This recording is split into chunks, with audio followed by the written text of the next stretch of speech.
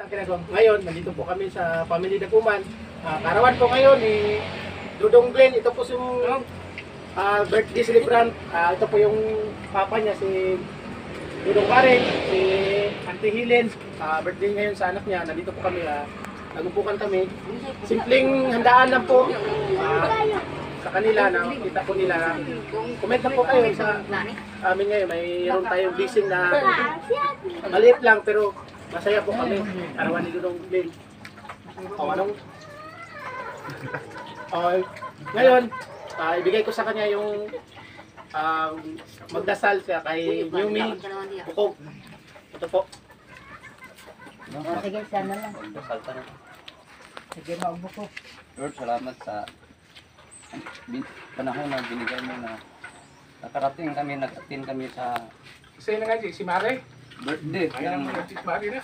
anak ko ng birthday sa Family Daguman na si Glenn Daguman, anak kapinsan ko.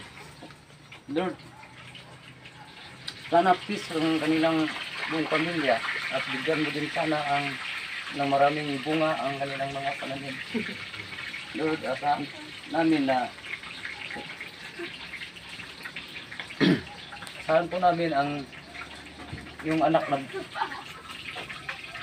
buktong na anak na si Kristo. Amen. Amen. Salamat po. Ito ngayon. Oh, Lord, Ito na.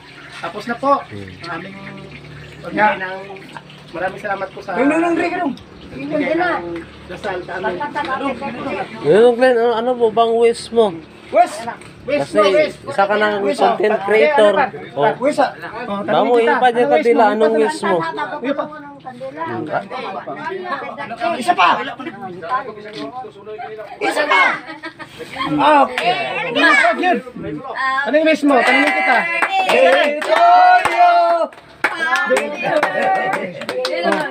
Ang wish ni mo? Isang wish ni mo? Isang wish ni mo? Wish ni mo to. Wish ni mo? Istorya dong, unsa? Istorya. Ako na lang magsabi. Sabihin ko na lang.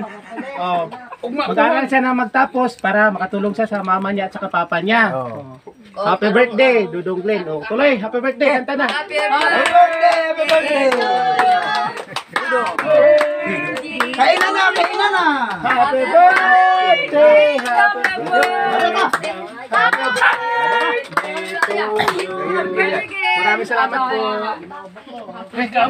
po.